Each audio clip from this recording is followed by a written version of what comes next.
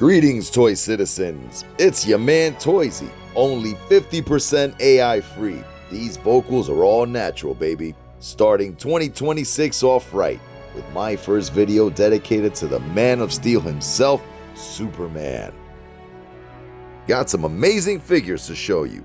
Let's take a look. Starting off strong and ugly, we have a Superman vs. Doomsday 2-pack from one of my favorite DC films, Batman vs. Superman from 2016. This movie has arguably the best cinematic final battle scene in any comic book film.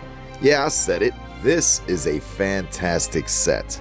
My first Henry Cavill Superman in classic colors from McFarlane Toys. Looks enough like Cavill to me. Doomsday is a nice surprise. Gorgeous sculpt, of course. A little shorter in scale than I would have wanted, but not a deal breaker. How about those Doomsday diapers? Ladies and gentlemen, we have the OG, my original Man of Steel, my comfort Superman, based off the 1978 film, impressively modeled after the late great Christopher Reeve. The logo looks exactly like it did in my childhood. It comes with an alternate head that looks super annoyed at what you just did. I love this classic promo shot.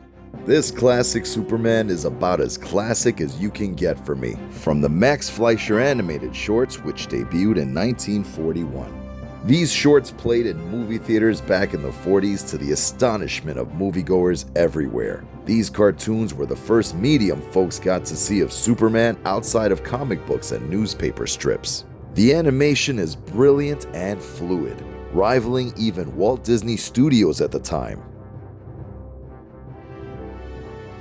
This figure perfectly captures the Superman I grew up watching on those treasured VHS tapes. Next up, we have a character from the Death of Superman storyline from the late 90s, the Eradicator.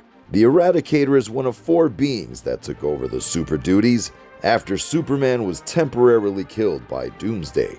It's actually an AI data crystal sent to Earth along with baby Kal-El. It took on a humanoid form after the death of Superman and possesses Superman-like powers such as strength, flight, and heat vision, and can also manipulate energy. The jaw on this thing is brolic. The cape is plastic and posed. I don't mind, I usually dig when McFarlane does crazy posed capes in plastic form. Here we have another classic Supes, designed after artwork by Jose Luis Garcia Lopez, one of Superman's most influential artists of the 80s. It was my mental image of Superman in the late 80s, early 90s. From the color of the suit to the face sculpt to the yellow S on the cape, this figure is almost perfect.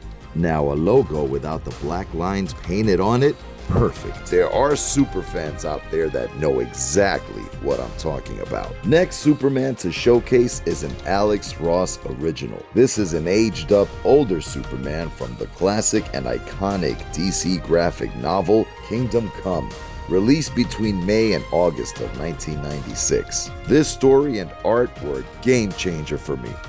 Never had I seen my DC characters illustrated and painted in such a way.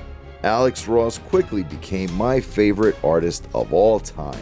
This now classic logo should look familiar to some.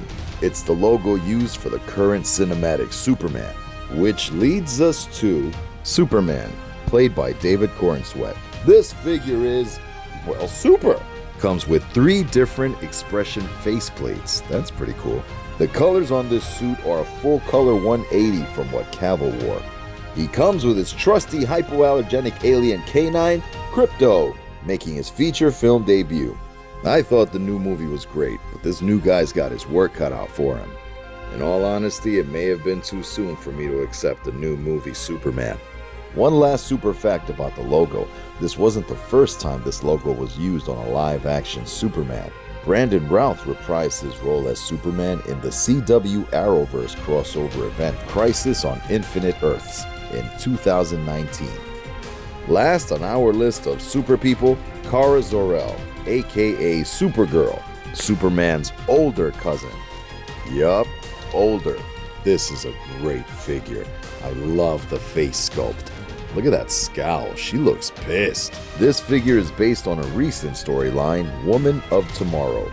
That book also serves as direct influence for the upcoming Supergirl movie premiering this summer. It's definitely looking like my kind of space adventure. Stay tuned for more great reveals. TOYZee, up, up, and away!